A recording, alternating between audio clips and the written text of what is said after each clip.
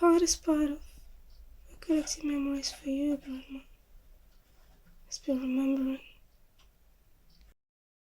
So don't blame me for struggling if you try to remember, or for giving up if you surrender to forgetfulness. My first thought was that to remember, you'd go to pictures. Realities, memories your mind can manipulate. I looked at a picture from the time when you visited us in Norway, and honestly, I remember nothing from that moment, or even that day. And what's worse, I was the one that took the picture. I started to question if I was even there.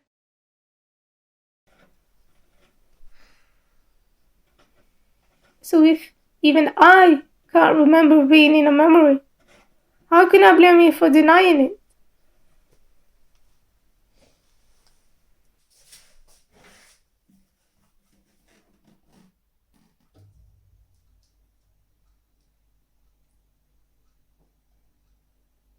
So I tried manipulating them.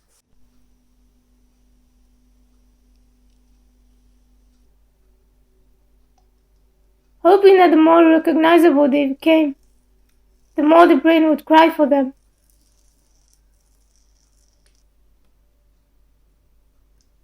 And would lastly confess that we were there at some point in life.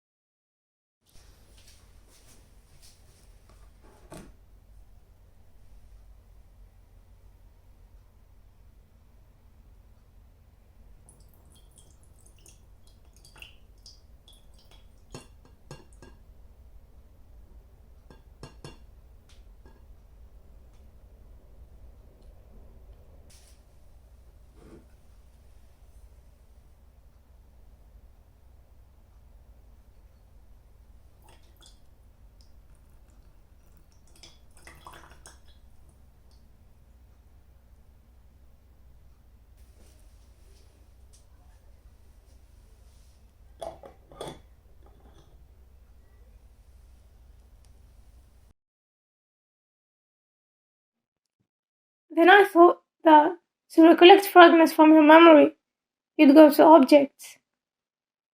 So I looked around me, opened the drawer in the entrance, and I saw the pots with Vaseline you gave us. You said these are good for dry lips and for the skin. Then I looked at a prayer mat. Beside it, the prayer hijab you gave us that we still use every day. I was so sure I'd find you in these fragments, but they become everyday life. Too real, too alive, to remind of someone dead. I realized that I wasn't able to collect memories to reconstruct your memory. That the more I tried to remember, the more I forgot.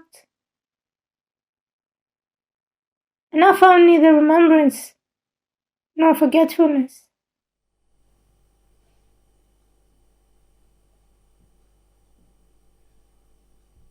Victims. Victims of the passing of time. The both of us. Yours has a name, Alzheimer, while ours is the nature of life.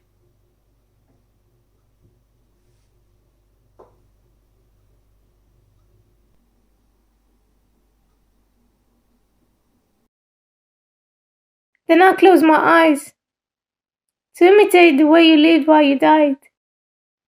Close my eyes the same way you closed them when the living room was full of people claiming they are your loved ones. I'm bothered by our visits. And I heard forgetfulness whispering, what's furthest away is the easiest to remember. So I walked away from you, from myself, from remember it. To listen to all these stories forgetfulness was embodying. And that was how I came back narrating these stories to you. To reconstruct your memory for you, Grandma.